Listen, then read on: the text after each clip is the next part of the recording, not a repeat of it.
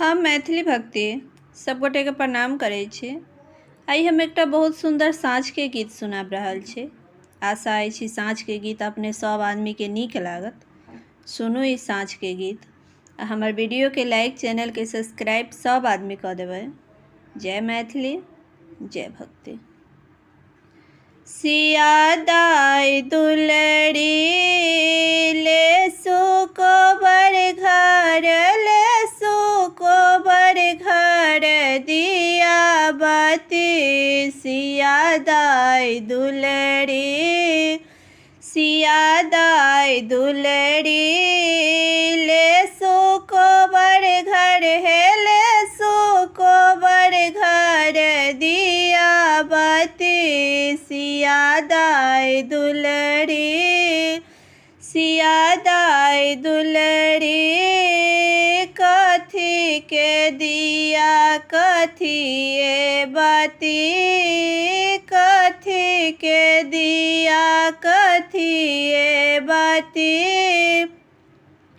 कथी के तेल है, कथी के तेल है जराए बराती। सिया दाई दुलड़ी कथी के तेल है, कथी के तेल है जराए बराती। सिया दाई दुलड़ी ले सुको बर घर, ले सुको बर घर दिया बाती। सिया दाई दुलड़ी ले सुको बर घर, ले सुको बर घर दिया बाती। सिया दाई दुलड़ी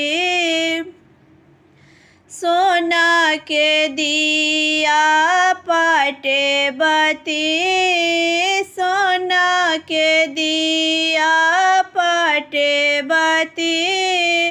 सरसों के तेल है, सरसों के तेल है जराए बराती। सिया दाई दुलड़ी सरसों के तेल है, सरसों के तेल है जराए बराती। सिया दाई दुलड़ी ले सुको बर घर, ले सुको बर घर दिया बाती। सिया दाई दुलड़ी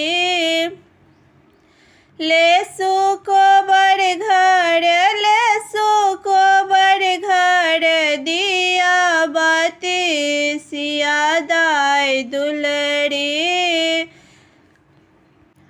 जर लागल दिया झमके बाती, जर लागल दिया झमके बाती।